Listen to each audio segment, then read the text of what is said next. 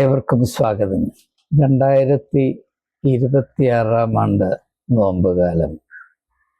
നോമ്പുകാല ചിന്തകളുടെ പരമ്പര തുടരുകയാണ്.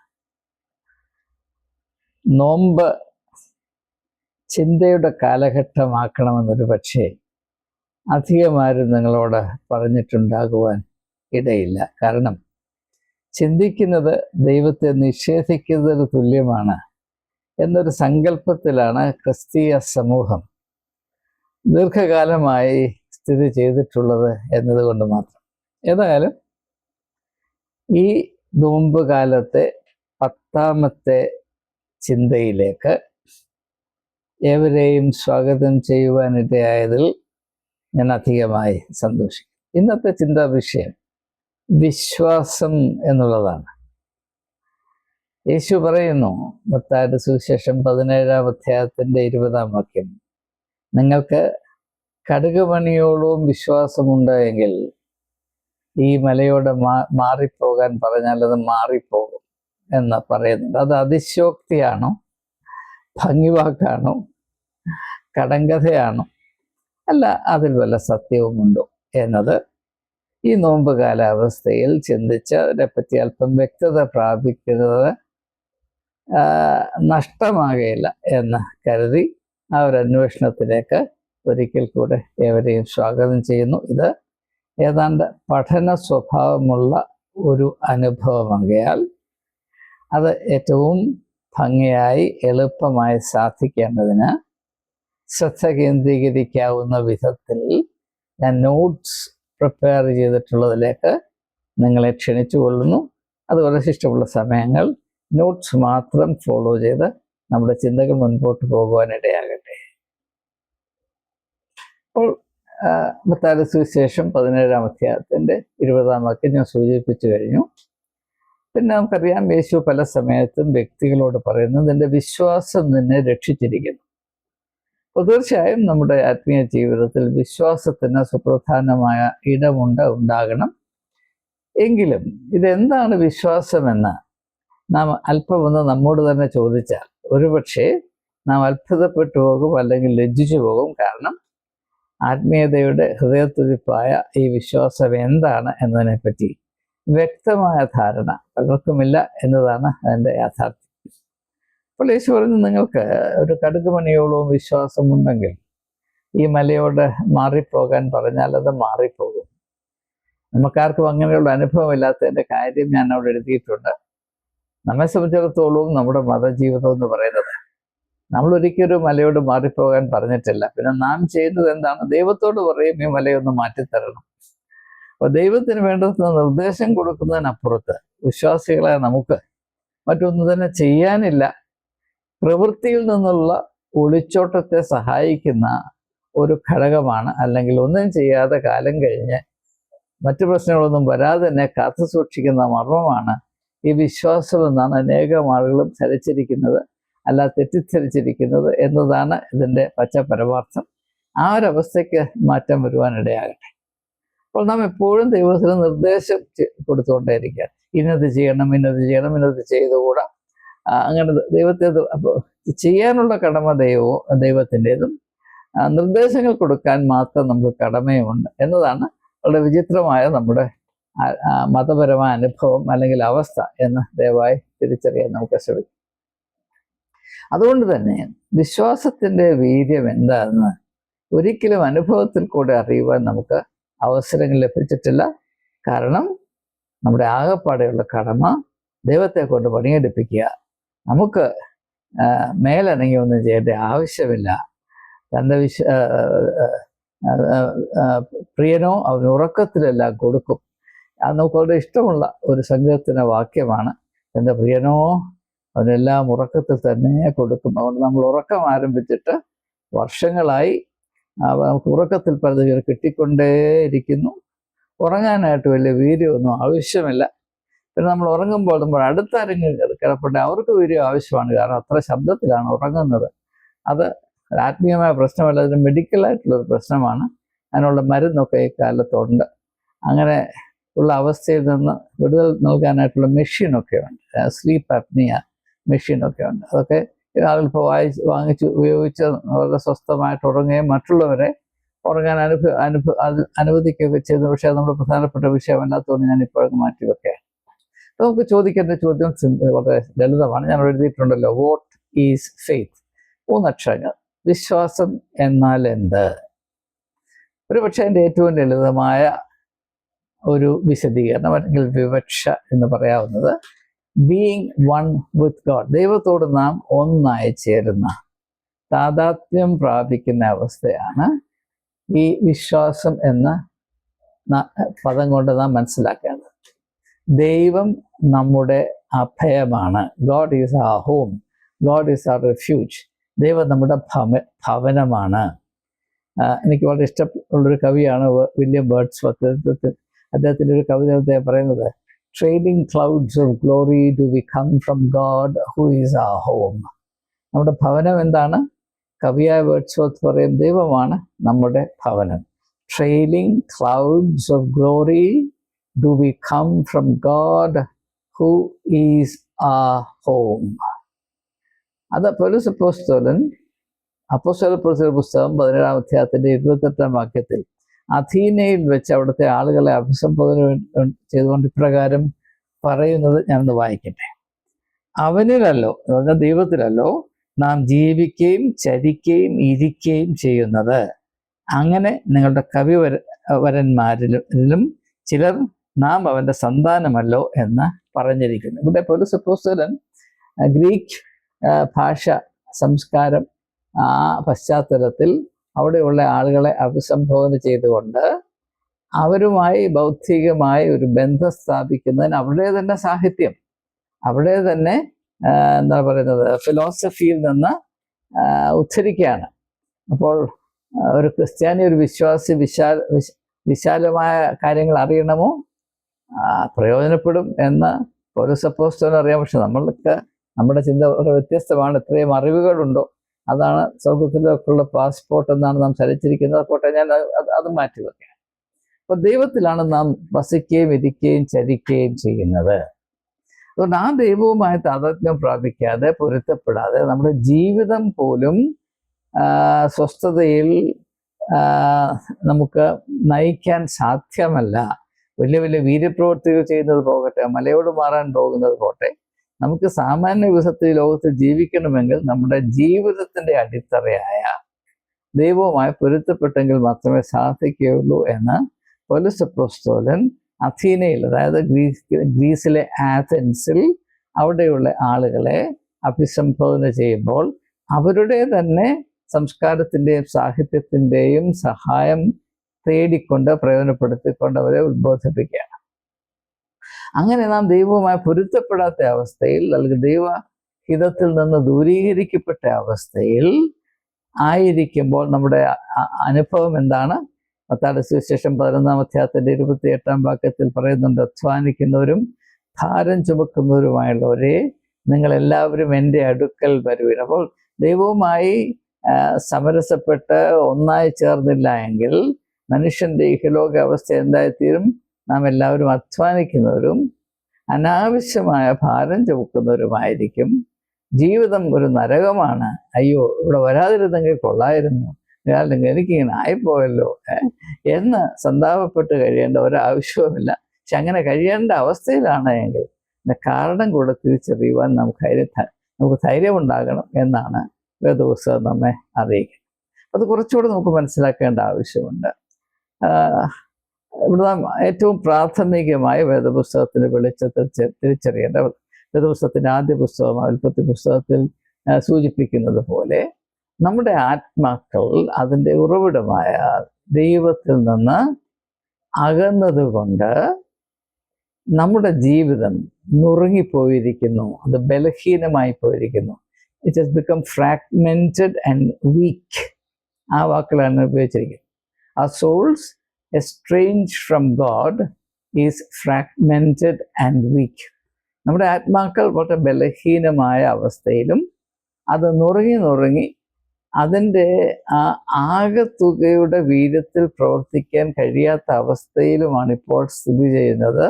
അതിൻ്റെ കാരണം നമുക്കറിയാം, ഒരു ചെടി ഭൂമിയിൽ നിന്ന് പിഴുതെടുത്ത് എവിടെയെങ്കിലും വെച്ചിരുന്നാൽ അത് ഉണങ്ങിപ്പോകും എന്ന് പറഞ്ഞതുപോലെ ചെടി എപ്രകാരമാണോ ഭൂമിയിൽ വസിക്കുന്നത്, അതുപോലെ നമുക്ക് ദൈവത്തിൽ വസിച്ച് ദൈവത്തിൽ നിന്ന് നമ്മുടെ ജീവിതത്തിൻ്റെ ജീവൻ്റെ ഊർജം നിരന്തരമായി പ്രാപിക്കേണ്ട ആവശ്യമുണ്ട് എന്നിരിക്കെ നമ്മുടെ ആത്മാവ് ദൈവത്തിൽ നിന്ന് ദൂരീകരിക്കപ്പെട്ട് അതിപ്പോൾ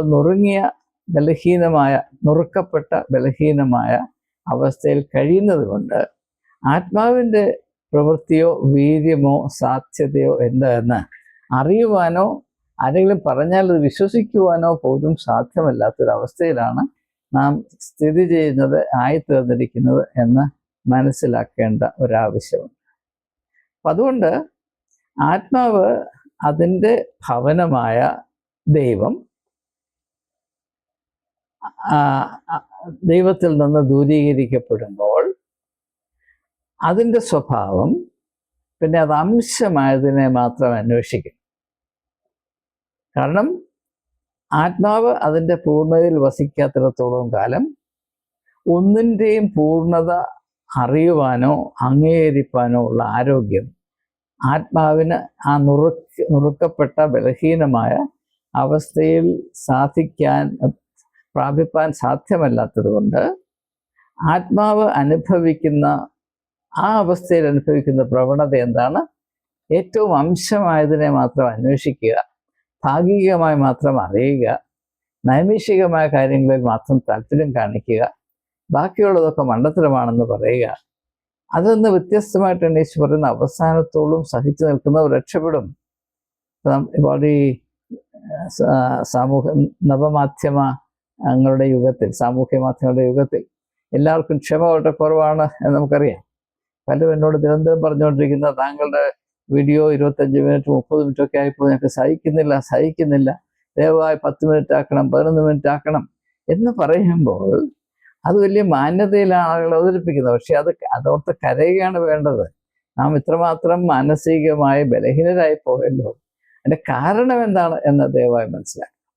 നാം ഇങ്ങനെ ഭാഗികമായി മാത്രം ജീവിക്കുമ്പോൾ നമ്മുടെ ജീവന്റെ ഉറവിടമായ ദൈവത്തിൽ നിന്നുള്ള ബന്ധം വിച്ഛേദിക്കപ്പെട്ട് നാം ഇങ്ങനെ കഷണമായി ഇരിക്കുന്ന അവസ്ഥയിൽ നമ്മുടെ ആത്മാവിന് ഒന്നിനെയും അതിൻ്റെ പൂർണ്ണതയിൽ അറിയുവാനോ പൂർണ്ണതയിൽ അറിയുന്നതിനോട് ബന്ധപ്പെടുവാനോ ഉള്ള സാധ്യതയില്ല. അങ്ങനെയുള്ള അവസ്ഥയിൽ ആത്മാവ് അനുഭവിക്കുന്ന അവസ്ഥയുടെ പേരാണ് ഈ വെപ്രാളം, ഈ റെസ്റ്റ്ലെസ്നെസ്, ഈ അസ്വസ്ഥത, ഒട്ടും സഹിക്കാൻ വയ്യ പൊറുക്കാൻ വയ്യായി എന്ന ഈ അവസ്ഥ. ഇത് ആരോഗ്യമല്ല, ഇത് രോഗ അവസ്ഥയാണ് സൂചിപ്പിക്കുന്നത് എന്ന് ദയവായി മനസ്സിലാക്കുക. അപ്പം അങ്ങനെയുള്ള അവസ്ഥയിൽ നാം നമ്മുടെ ആത്മാവിൻ്റെ ഉറവിടമായ ദൈവത്തിൽ നിന്നുള്ള ബന്ധം വിച്ഛേദിക്കപ്പെട്ട് നാം ഇങ്ങനെ അംശീകരിക്കപ്പെട്ട അവസ്ഥയിൽ കഴിയുമ്പോൾ ഇത് സംഭവിക്കുന്നു. ലോകത്തിലെ എല്ലാ ഘടകങ്ങളും നമ്മെ വളരെ അധികമായി ബാധിക്കുകയും ഭീഷണിപ്പെടുത്തുകയും ചെയ്യുന്നു. അത് മനസ്സിലാക്കുന്നതിന് വേണ്ടിയാണ് മത്തായിയുടെ സുവിശേഷം 8-ാം അധ്യായത്തിൽ യേശു തൻ്റെ ശിഷ്യന്മാരെ ഗലീലക്കടലിൻ്റെ അപ്പുറത്തേക്ക് പോകുവാൻ പ്രേരിപ്പിക്കുകയും അവരങ്ങനെ പടകിൽ കയറി അവനോടുകൂടെ യാത്ര ചെയ്ത് പടക് ഏതാണ്ട് ഗലീലക്കടലിൻ്റെ നടുഭാഗമായപ്പോൾ ഒരു കൊടുങ്കാറ്റ് വന്ന് പടക് മുങ്ങിപ്പോകുമാർ ആയ ആ സംഭവം നമുക്ക് പരിചിതമാണ്. ഞാൻ എൻ്റെ വിശദാംശങ്ങൾ പരാമർശിക്കുന്നില്ല. അവിടെ യേശു പത്രോസിനോട് പറയുന്നത്, ഞങ്ങൾ നശിച്ചു പോകുന്നത് നിനക്ക് ചിന്തയില്ലയോ എന്ന് പത്രോസ് യേശുവിനോട് പരാതി പറയുമ്പോൾ യേശുവിനോട് എന്താണ് പറയുന്നത്? അല്പവിശ്വാസിയെ. അപ്പോൾ വിശ്വാസം എന്നാൽ എന്തായിരിക്കണം? അത് മനുഷ്യനും ദൈവവുമായുള്ള ബന്ധത്തിൽ കൂടെ അവന് നിരന്തരമായി പ്രാപിക്കാവുന്ന ആന്തരികമായ ബലവും ദൃഢതയുമാണ്. അതില്ല എങ്കിൽ ബാഹ്യലോകത്തിൽ സംഭവിക്കുന്നതെല്ലാം അവനെ അനൽപമായി ബാധിക്കുകയും അവൻ്റെ നിസ്സഹായതയുടെ മൂർച്ച കൂടുതൽ വർദ്ധിപ്പിച്ചുകൊണ്ടേയിരിക്കും. അനാവശ്യമായ എല്ലാവരെയും ഭയപ്പെടും. അങ്ങനെയുള്ള ഒരു ബലഹീനമായ അവസ്ഥയിലാണ് ബഹുഭൂരിപക്ഷം ആളുകളും കഴിഞ്ഞുകൂടുന്നത്. ചെറിയ കാര്യങ്ങൾ വരുമ്പോൾ മനുഷ്യൻ പതറിപ്പോകുന്നത്, അല്പം പ്രതികൂലം വരുമ്പോൾ നാം എല്ലാം കൈവിട്ടുപോയി എന്ന വിധത്തിൽ അന്താളിച്ചു പോകുന്നത് എന്നത് പ്രത്യേകിച്ച് സുവിശേഷം നമ്മെ അറിയിക്കുന്ന ഒരു യാഥാർത്ഥ്യമാണ്. അതുകൊണ്ട് യഥാർത്ഥത്തിലുള്ള വിശ്വാസത്തിൻ്റെ അവസ്ഥ എന്താണ് എന്ന് യേശു യോഹന്നാന്റെ സുവിശേഷം 15-ാം അധ്യായത്തിൻ്റെ 4 വാക്യം അനേക തവണ പരാമർശിക്കപ്പെട്ടതാണ്. ദൈവവുമായി താദാത്മ്യം പ്രാപിക്കുക, ഒന്നായി തീരുക. നിങ്ങൾ എന്നിൽ വസിപ്പീൻ, ഞാൻ നിങ്ങളിലും വസിക്കാം. യോഹന്നാന്റെ സുവിശേഷം 10-ാം അധ്യായത്തിലെ 30-ാം വാക്യത്തിൽ പറയുന്നു, ഞാനും എൻ്റെ പിതാവും ഒന്നാകുന്നു. അതാണ് വിശ്വാസത്തിൻ്റെ അവസ്ഥ.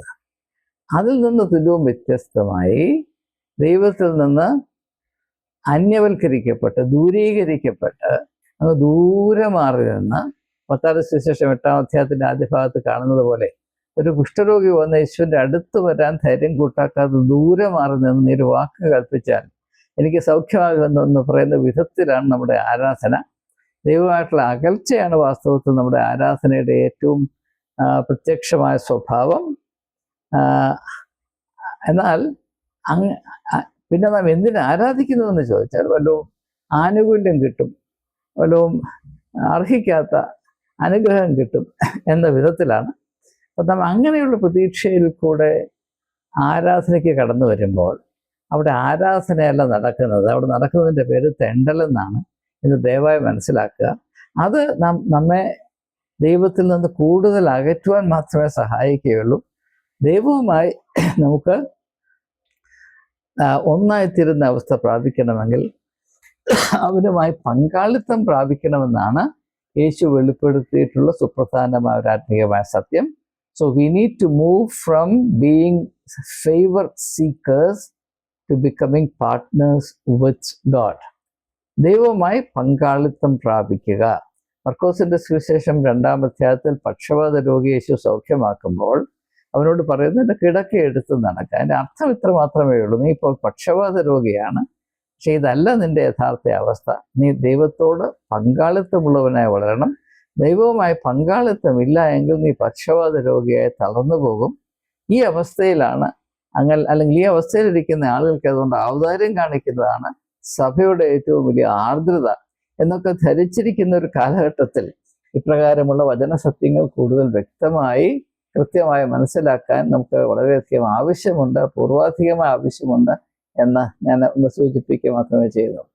അതുകൊണ്ട് നാം ദൈവത്തോടുള്ള ഈ ഐക്യത്തിൽ, അല്ലെങ്കിൽ യേശുവിൻ്റെ ഭാഷയിൽ പറയുന്നാൽ ഒന്നായിത്തീരുന്ന അവസ്ഥയിൽ മാത്രമേ നമ്മുടെ ആത്മാവിന് അതിൻ്റേതായ ശക്തിയുടെയും വീര്യത്തിൻ്റെയും യഥാർത്ഥത്തിലുള്ള അവസ്ഥ പ്രാപിക്കാൻ സാധ്യമാകുകയുള്ളൂ. ആ അവസ്ഥയുടെ ഏറ്റവും നല്ല ഉദാഹരണം, ഏറ്റവും മഹനീയമായ വിശ്വസനീയമായ ആവിഷ്കാരം യേശുവിൻ്റെ വ്യക്തിത്വം തന്നെയാണ്.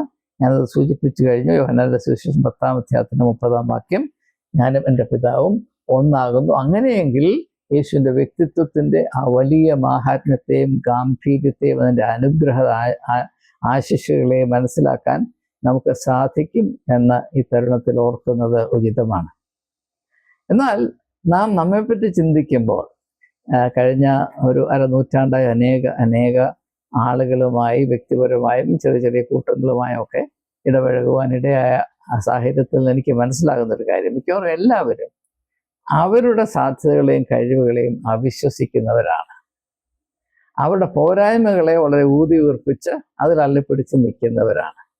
തങ്ങൾക്ക് യാതൊരു കഴിവും സാധ്യതയുമില്ല എന്നും വെറും കഴുതകളെ പോലെ ഈ ലോകത്തിലായി പെട്ടുപോയി എന്ന് വിശ്വസിക്കുന്നവരാണ് കൂടുതൽ ആളുകളും. പക്ഷെ അതെങ്ങനെ സംഭവിക്കുന്നു എന്ന് ചോദിച്ചാൽ, നാം ദൈവത്തിൽ നിന്ന് വേറിട്ട് കഴിയുമ്പോൾ നാം നമ്മുടെ സാധ്യതകളെ കാണാതെ വന്ന് നമ്മുടെ കണ്ണടഞ്ഞു പോവുകയും നമ്മുടെ പരിമിതികളും അയോഗ്യതകളും കാണുവാൻ മാത്രം നമ്മുടെ കണ്ണു തുറക്കുകയും ചെയ്യുന്ന വളരെ ശോചനീയമായ ഒരവസ്ഥയിലേക്ക് നാം ആയിത്തീരും.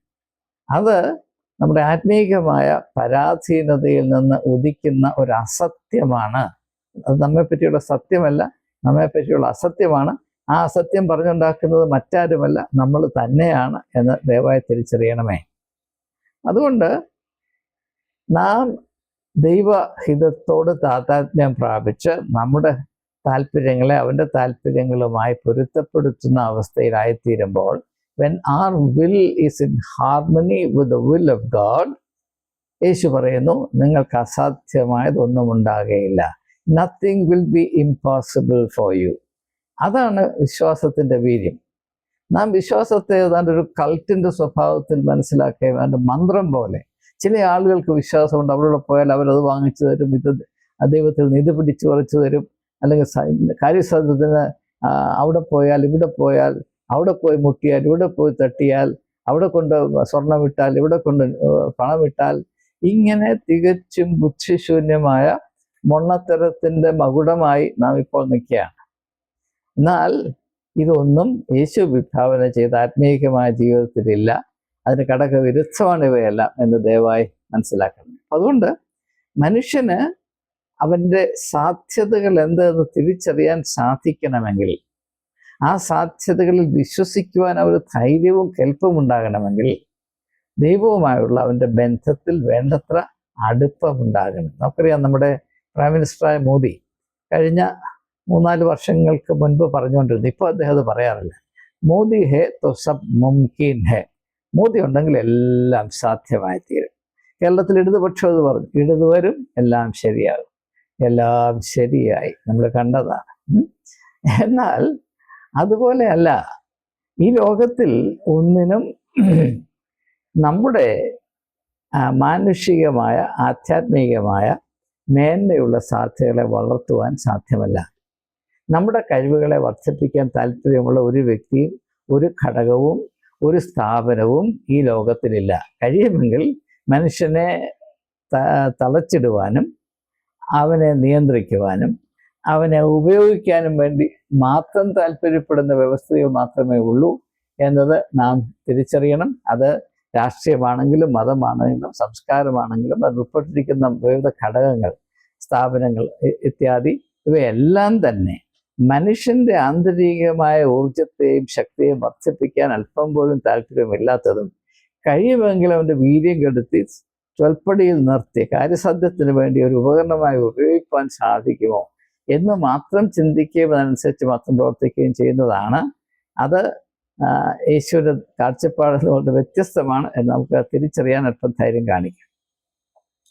അതുകൊണ്ട് നാം ഈ നോമ്പ് കാലത്ത് പരമ്പരാഗതമായി നാം ധരിച്ചിരുന്നത് പോലെ എല്ലാം വർജിക്കണം വർജിക്കണം വർജിക്കണം.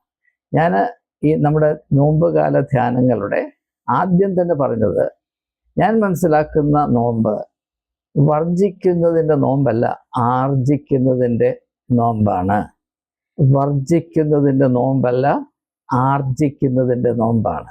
യേശു പറഞ്ഞു, നിങ്ങൾക്ക് ആർജിക്കാൻ ഒരു കാര്യമുണ്ട്, ഒരു ലക്ഷ്യമുണ്ട്. എന്താണ്? സമൃദ്ധമായ ജീവൻ. അത് പ്രാപിക്കുക എന്നുള്ളതാണ് ആത്മീയതയുടെ ലക്ഷ്യം. ആ സമൃദ്ധമായ ജീവൻ പ്രാപിക്കാൻ പാല് കുടിക്കാതിരുന്നത് കൊണ്ട് അല്ലെങ്കിൽ മുട്ട കഴിക്കാതിരുന്നത് കൊണ്ട് നിങ്ങൾക്ക് സമൃദ്ധമായ ജീവൻ ലഭിക്കുമെന്ന് പറയുന്നതിനേക്കാൾ വലിയ അത് മൊണ്ണത്തരം മാത്രമല്ല, അത് വെറും ഭ്രാന്താണ്. ഇതിൻ്റെ പൊട്ടത്തരം മനസ്സിലാക്കാൻ ശ്രമിക്കുക. അപ്പോൾ വർജിക്കുന്നതിലല്ല, ആർജിക്കുന്നതിൽ, സമൃദ്ധമായ ജീവൻ ആർജിക്കുന്നതിൽ, അതാണ് നോമ്പിൻ്റെ ഉദ്ദേശം എന്ന് ദയവായി മനസ്സിലാക്കുക. അതിനുവേണ്ടി എന്തെങ്കിലും വർജിച്ചാൽ അതിനർത്ഥമുണ്ട്. ആർജിക്കുന്നതിന് വേണ്ടി വർജിക്കുന്നതിൽ ആത്മീയമായ അർത്ഥമുണ്ട്. വെറുതെ ആരെങ്കിലും പറഞ്ഞത് കേട്ട് മാമൂലനുസരിച്ച് അല്ലെ പണ്ടത്തെ ജാമ്പവന്മാർ ചെയ്തതെന്നും പറഞ്ഞ് വെറുതെ വർജിച്ചുകൊണ്ടിരുന്നാൽ ഇത് ഉണങ്ങിപ്പോകും. പിന്നെ എസെക്കിയ പ്രവാചകൻ കണ്ട ദർശനം പോലെ ഉണങ്ങി വരേണ്ട എല്ലുകൾ കൂമ്പാരമായി കിടക്കുന്ന താഴ്വരയായി പോകും നമ്മുടെ സമൂഹം എന്ന് ദയവായി മനസ്സിലാക്കുക. അതുകൊണ്ട് നാം എന്തെങ്കിലും വർജിക്കുന്നെങ്കിൽ അത് നമ്മുടെ വിശ്വാസത്തിന് വീര്യം കൂട്ടുന്നതിന് വേണ്ടി ആകട്ടെ, നമ്മുടെ ജീവൻ സമൃദ്ധമാകുന്നതിന് വേണ്ടി ആകട്ടെ എന്ന് ഞാൻ ആത്മാർത്ഥമായി ആശംസിക്കുന്നു.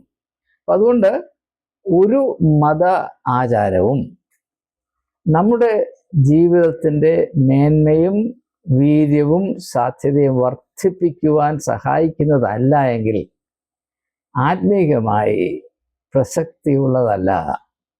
അവ ഉപേക്ഷിക്കുന്നതാണ് നല്ലത്.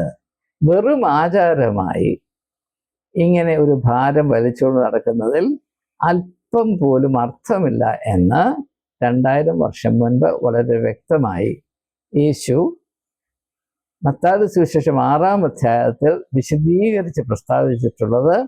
ഈ തരുണത്തിൽ കൂടുതലായി വിശദീകരിക്കാൻ ഞാൻ താല്പര്യപ്പെടുന്നില്ല. അത് നിങ്ങളുടെ അന്വേഷണത്തിനും ചിന്തയ്ക്കുമായി വിട്ടു തന്നുകൊണ്ട് ഞാൻ മുൻപോട്ട് പോവുകയാണ്. അപ്പോൾ നാം നോമ്പ് കാലത്ത് ഉപവസിക്കണമോ? തീർച്ചയായും ഉപവസിക്കുന്നത് നല്ലത് തന്നെയാണ്. പക്ഷേ ഉപവസിക്കുന്നതിൻ്റെ അർത്ഥം മുട്ട തിന്നുന്നില്ല, പാല് തിന്നുന്നില്ല എന്നത് കുടിക്കുന്നില്ല എന്നല്ല. എൻ്റെ ആത്മനിയന്ത്രണത്തെ കൂടുതൽ ശക്തീകരിക്കുന്നത് കൊണ്ട് എൻ്റെ ആത്മീയ ജീവിതത്തിൽ എനിക്ക് കൂടുതൽ ഫലവത്തായി, അർത്ഥവത്തായി, ഫലഭൂഷ്ടമായി ജീവിക്കാൻ സാധിക്കും എന്ന ലക്ഷ്യത്തിൽ നാം ഉപവസിക്കുന്നുവെങ്കിൽ അത് തീർച്ചയായും അഭികാമ്യമാണ്. അല്ല, സഭ പറഞ്ഞു ഇങ്ങനെ ചാമ്പൽ ബുധനാഴ്ച തൊട്ട് നിങ്ങൾ പാല് കുടിക്കരുത്, മുട്ട തിന്നരുത്, ഇറച്ചി കഴിക്കരുത്, അതുകൊണ്ട് ഞങ്ങൾ കടിച്ചു പിടിച്ച് 40 ദിവസം നിൽക്കും, 40 ദിവസം കഴിയാനായിട്ട് കാത്തിരുന്നു, 41-ാം ദിവസം എടുത്തൊരു ഒറ്റച്ചാട്ടം ചാടി ഈ 40 ദിവസം കഴിക്കേണ്ട മുട്ടയും പാലും പോത്തും കഴിച്ച് അങ്ങനെ ആശ്വസിച്ച് ചെമ്പക്കവും വിട്ട് ഇരിക്കുന്ന അവസ്ഥയിൽ എന്തെങ്കിലും ആത്മീയമായ മേന്മയുണ്ട് എന്ന് വിശ്വസിക്കാൻ ഈ ഉള്ളവന് വലിയ പ്രയാസമാണ് എന്ന എൻ്റെ ഈ പരാധീനത ഞാൻ നിങ്ങളുടെ മുമ്പിൽ സമ്മതിക്കുക. അതുകൊണ്ട് നമ്മുടെ ഓരോ മത ആചാരങ്ങളും അതിൻ്റെ ആത്യന്തികമായ ലക്ഷ്യം യേശു നിർദ്ദേശിച്ചതുപോലെ സമൃദ്ധമായ ജീവൻ പ്രാപിക്കുക എന്ന ലക്ഷ്യത്തോടുകൂടെ ആയിരുന്നാൽ തീർച്ചയായും അതിന് അർത്ഥമുണ്ട്, അതിൽ യുക്തിയുണ്ട്, ന്യായമുണ്ട്. അതുകൊണ്ട് മത്തായി സുവിശേഷം 6-ാം അധ്യായത്തിൽ യേശു ഈ ഉപവസിക്കുക, മറ്റുള്ളവരെ ഞാനൊരു ഭക്തനാണ് അല്ലെങ്കിൽ ഭക്തിയുള്ള സ്ത്രീയാണ് എന്ന് തിരിച്ചറിയുന്നതിന് വേണ്ടി മാത്രം അവരുടെ മുമ്പിൽ ഭക്തി അഭിനയിക്കാനായി ഇങ്ങനെ ഉപവസിക്കുന്നത് നിങ്ങൾ ദയവായി നിർത്തണം, ഇത് വളരെ നാണക്കേടാണ് എന്ന് യേശു പറയുന്നത് ഈ തരുണത്തിൽ ഞാൻ ഓർത്തു പോവുകയാണ്. അപ്പോൾ യേശു മണലാരണ്യത്തിൽ പോയി 40 ദിവസം ഉപവസിച്ചു എന്ന് നാം വായിക്കുന്നു. അതിൻ്റെ ഫലമായി അങ്ങനെ ഉപവസിച്ച് പ്രാർത്ഥനയോടുകൂടെ തൻ്റെ പിതാവായ ദൈവത്തോടുള്ള കൂട്ടായ്മയിൽ ഈ 40 ദിവസങ്ങൾ അവിടെ കഴിഞ്ഞതിൻ്റെ ഫലമായി ആ മണലാരണ്യ അവസ്ഥയിൽ നിന്ന് യേശു മടങ്ങി വന്നപ്പോൾ അവൻ പൂർവാധികമായി ശക്തി പ്രാപിച്ചിരുന്നു. അവൻ പൂർവാധികമായി അവൻ്റെ പിതാവിൻ്റെ ഹിതത്തെ നിർവഹിക്കുന്നതിനുള്ള ആവേശം ഉൾക്കൊണ്ടിരുന്നു. അതുകൊണ്ടാണ് പെട്ടെന്ന് അവൻ സ്നാപകയോഹന്നാനാൽ സ്നാനം വെക്കുകയും അവൻ്റെ പരസ്യ ശുശ്രൂഷ ആരംഭിക്കുകയും ചെയ്തത്. നമ്മുടെ കഴിഞ്ഞകാല നോമ്പ് അനുഭവത്തിൽ കൂടെ നാം ഇപ്രകാരം ആത്മീയമായ ശക്തി വളർത്തിയെടുക്കുന്നതിലോ ദൈവഹിതം നമ്മളിൽ കൂടെ പൂർത്തീകരിക്കപ്പെടുന്നതിലുള്ള നമ്മുടെ ആവേശം വർദ്ധിക്കുന്നു എന്നൊരു അനുഭവത്തിലായിത്തീരുവാനോ ഇടയായിട്ടില്ല. അതിന് ഉതകുന്ന വിധത്തിലല്ല നാം ഈ നോമ്പ് ആചരിക്കുന്നത് എന്ന് സത്യസന്ധമായി തിരിച്ചറിയുന്ന ഒരു ആത്മീയമായ സ്വാതന്ത്ര്യമെങ്കിലും പ്രാപിപ്പാൻ നമുക്ക് ഇന്നേ ദിവസം ഇടയാകട്ടെ. യേശു മണലാരണ്യത്തുനിന്ന് മടങ്ങി വന്നത് ശക്തി പ്രാപിച്ചും ആവേശം ഉൾക്കൊണ്ടുവാണെങ്കിൽ നാം ഈ നോമ്പ് കാലത്ത് കഴിഞ്ഞ കാലാനുഭവങ്ങളുടെ വെളിച്ചത്തിൽ പറഞ്ഞാൽ അതിൽ കൂടെ വല്ല വിധേനയും എഴഞ്ഞ് മുമ്പോട്ട് പോയി ഇതിൽ നിന്നൊന്നും മോചനം പ്രാപിച്ചു കഴിയുമ്പോഴത്തേക്കും നമ്മുടെ സർവശക്തിയും പോയി നമ്മൾ ആകെപ്പാടെ ഉണങ്ങി വരണ്ട ഏതാണ്ട് കിറുകിപ്പോകുന്ന അവസ്ഥയിലാണ് ഒട്ടുമുക്കാലും ആളുകൾ. അതുകൊണ്ട് ദയവായി നാം നോമ്പിനെ അറിയുന്നതിലും ആചരിക്കുന്നതിലും പ്രമാദമായ കാര്യമായ ഒരു തെറ്റിദ്ധാരണയുണ്ട് എന്ന് ദയവായി മനസ്സിലാക്കുക. ഇതിൽ വിശ്വാസത്തിന് യാതൊരു പങ്കുമില്ല. ഇത് വെറും ആചാരത്തിൻ്റെ അടിമത്വം മാത്രമാണ് അവിടെ കാണുന്നത്. ആചാരങ്ങൾ അനുവർത്തിക്കുന്നതിൽ, യാന്ത്രികമായി ആവർത്തിക്കുന്നതിൽ, ആചാരങ്ങളോട് അടിമത്വം പാലിക്കുന്നതിൽ വിശ്വാസത്തിന് യാതൊരു പങ്കുമില്ല എന്ന് ദയവായി മനസ്സിലാക്കുക. നമ്മുടെ മതജീവിതം ആചാരങ്ങളുടെ അടിമത്വത്തിൻ്റെ ആകത്തുക മാത്രമായിരിക്കെ പിന്നെ എങ്ങനെയാണ് നാം വിശ്വാസികളെന്ന് നമ്മെ തന്നെ പറയാൻ സാധിക്കുന്നത്? അങ്ങനെ നാം അവകാശപ്പെട്ടാൽ അതിൽ സത്യത്തിൻ്റെ ഒരു കണിക ഉണ്ടോ ഇല്ലയോ എന്ന് ഒന്ന് പരിശോധിക്കേണ്ട കാലം വൈകിയില്ലേ എന്ന് മാത്രം ഒരു ചോദ്യം എന്ന നിലയിൽ ഉന്നയിച്ചുകൊണ്ട് സമയം അതിക്രമിച്ചു പോയതുകൊണ്ട് മാത്രം വാക്കുകൾ ഉപസംഹരിക്കുന്നു. ഈ ചിന്തകൾ ഇതിന് സമമായ തുടർന്ന ചിന്തകളിലേക്ക് ഞാൻ വീണ്ടും നിങ്ങളെ ക്ഷണിച്ചോളൂ. എല്ലാവർക്കും ഒരിക്കൽ കൂടെ എൻ്റെ നന്ദി, നമസ്കാരം.